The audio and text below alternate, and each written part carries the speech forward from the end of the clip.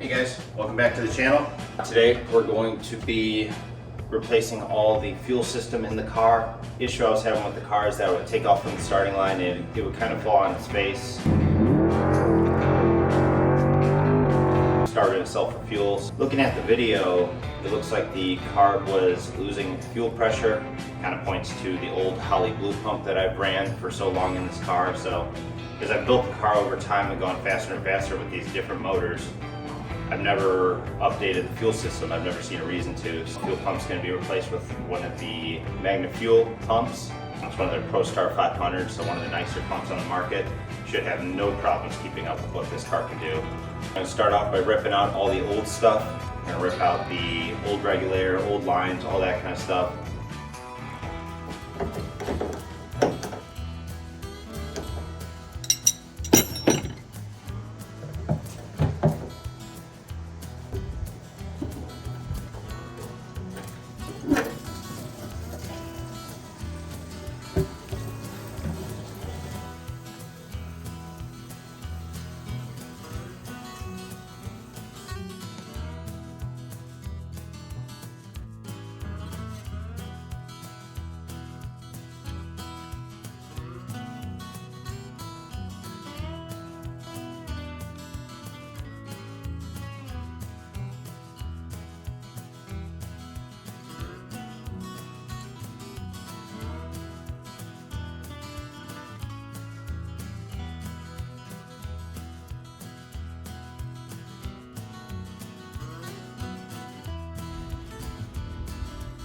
All right, we got everything drilled, done. There's our dash 8, that's gonna be our return. I like to use JB Weld to seal that up. And then going for the inlet here, scuffed everything up because there was some old repairs that were done. So all that's completed, and then got a little bit of JB Weld in there to seal it all up. Let that dry and then keep moving on.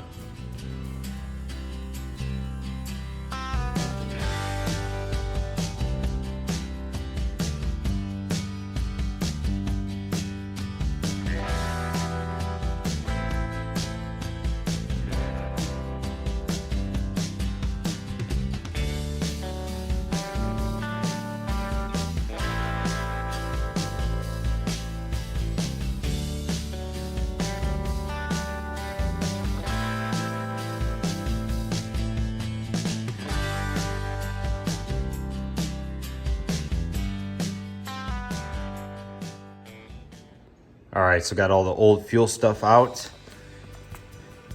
There's the old Holley blue pump. Kind of blown away. I used to run dash 8 all the way from the fuel cell to the regulator.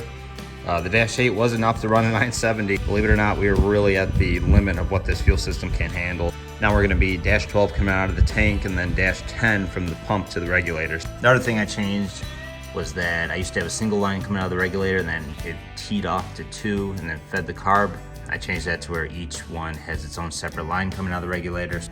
Old system's out, new system going in. Stay tuned. All right guys, so we're gonna be making our lines here next for the regulator. That's gonna be from the regulator to the carb. End on one side, install the line, and then make a mark with a Sharpie, make my cut, and then add the fitting. So one really cool tool, no pun intended, is gonna be the Cool Tools tool for assembling AN lines. This is gonna be for dash 8. Kind of how it works. So what you do is you put your fitting in there, close it, push the hose in there, and then it just makes assembly a lot easier. So I'll show you kind of how that's done.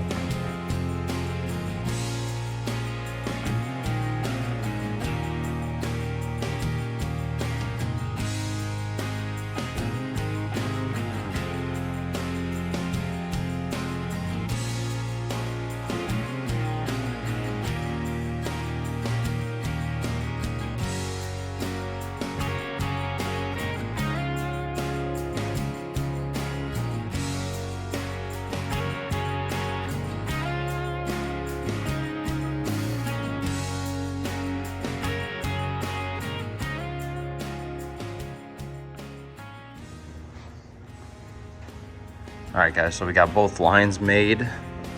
Utilizing the tool, it really cuts down to the time putting these lines together. We got both 90s coming off the regulator, and it goes up to feed the carb. So Next is going to be mounting the fuel pump. We got to figure out the length of where we got to go with the dash 10 line that's going to feed this regulator.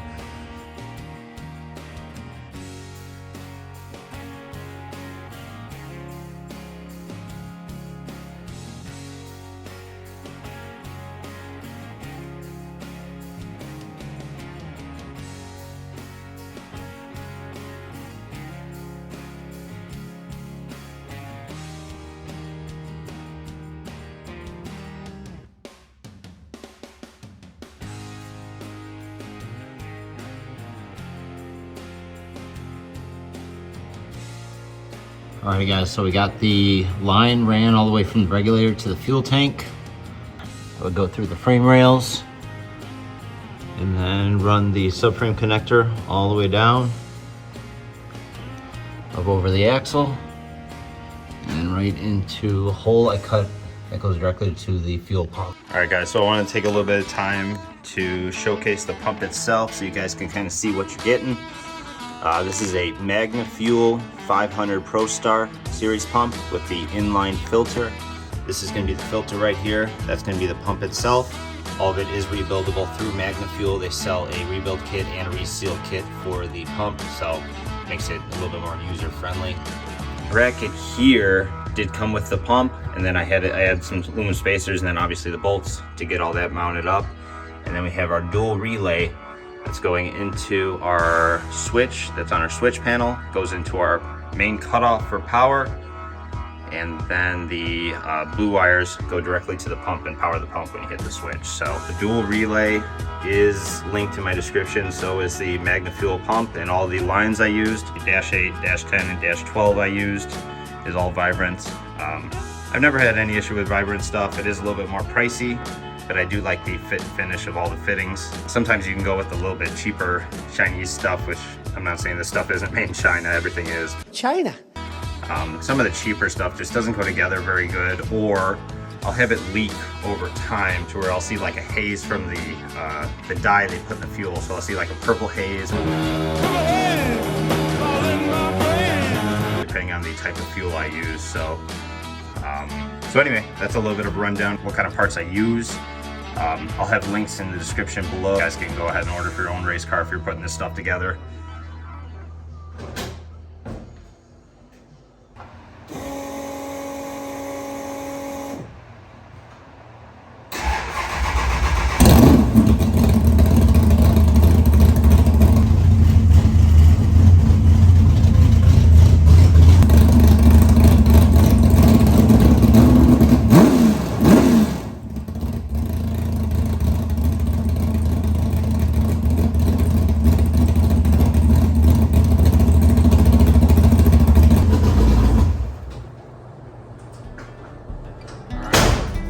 Everything sounded good. Already gone through adjusting carburetor. Whenever you make any kind of fuel changes, especially to an entire fuel system, you want to make sure you set the regulator to the correct 5 to 7 psi. I always go for the 7. Check the floats, adjust float level to the proper level, and then checking the 4 corners for the idle adjustment screw, getting all that squared away, make sure the car idles right in park and when it's in gear when it's under kind of a load. All that's been done, warmed everything up, checked for leaks, no leaks. Plan from here is going to be going to Bradenton Motorsports Park up in Bradenton, Florida.